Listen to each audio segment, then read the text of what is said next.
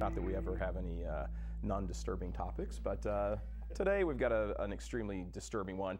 We're going to talk about betrayal, about being a traitor, about having your best friend turn on you, or a very good friend turn on you.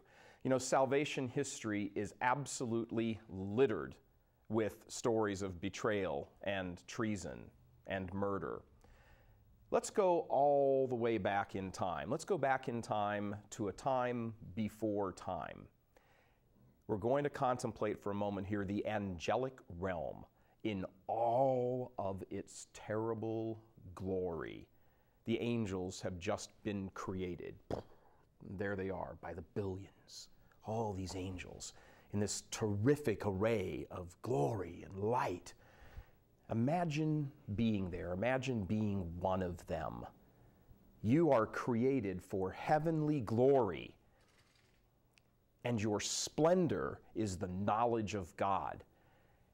This all-consuming joy is a promise to you that will never end.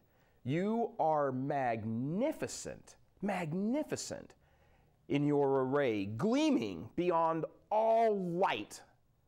Absolutely the most beautiful creatures. You communicate with each other in love. Your brilliance is something to behold, so much so that when another being looks at you, you see your own love reflected back in them. You are magnificent. And then, all of a sudden, from some other dimension, a blackness comes into your thoughts. It invades your thoughts. And yet, as frightening for a moment and unsettling as that is, there's something alluring in that darkness. Kind of the, what is that factor?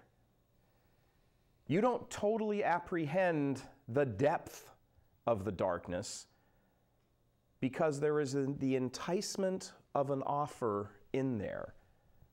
What's the offer? What's being presented to you in all of your angelic brilliance? Power. Raw, naked power. Power for its own sake. You see, God has just illumined the mind of the angels with knowledge of something that they have never dreamed of, because they've had no experience of it and they could not possibly have reasoned to it. Material creation.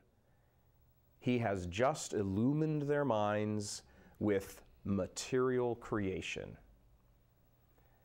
That there will be such a thing as flesh and blood, and that flesh and blood will be destined to share in the divine life in a way the angels never can.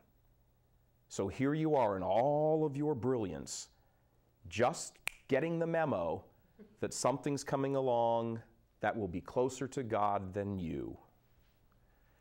One of the chiefs rebels and spreads that message out immediately. And now the choice comes to you, and here you are.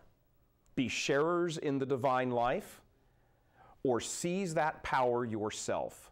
Pull God down from his throne, and you can ascend the heights. You see God. You see God again pouring himself into the womb of a virgin in a small town called Nazareth. This is the promise. This is the promise he made. He who eats my body and drinks my blood abides in me, and I in him. For my flesh is real food, and my blood is real drink. Unless you eat the flesh of the Son of Man and drink his blood, you have no life within you.